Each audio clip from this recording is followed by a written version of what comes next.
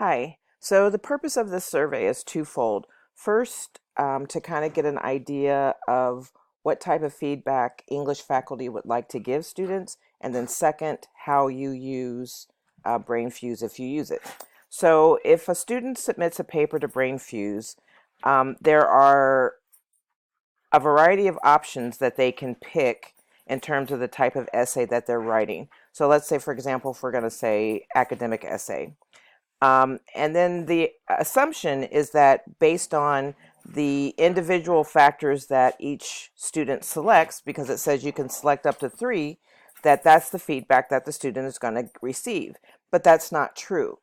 And so they have all of these options. So these are the options that I'm going to be asking which ones you think are most effective, because what they do offer is organization,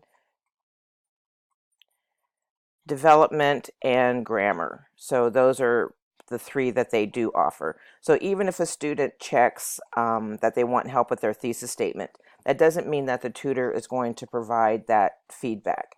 So when I do my assignments, I give students a sheet that shows which boxes here to check, which 3 areas. And I assumed initially that because they always do organization, development, and grammar, that if I check additional boxes, then they're going to give back additional feedback. So I usually have them check thesis statement, response to assignment, and then developing supporting details, because I'm assuming they're already doing organization, grammar, and development. And then they always also have to copy the assignment instructions here.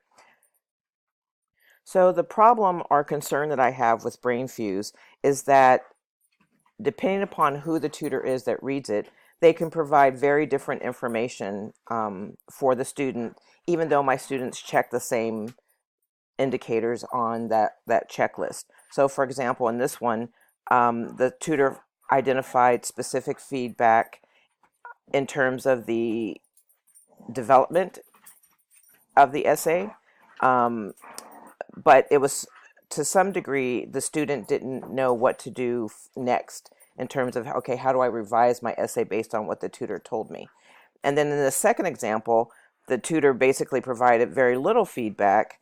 And ironically, what BrainFuse has told me is that under organization, the tutors are supposed to identify issues with thesis statement and topic sentences, even though whether that's checked or not, because I had students do both ways, and it's not always the case. So in this case, the tutor is saying that the organization of the paper and typically is fine, and typically what they'll say is that the organization has a beginning, middle, and end, which drives me crazy, even though that's a good point.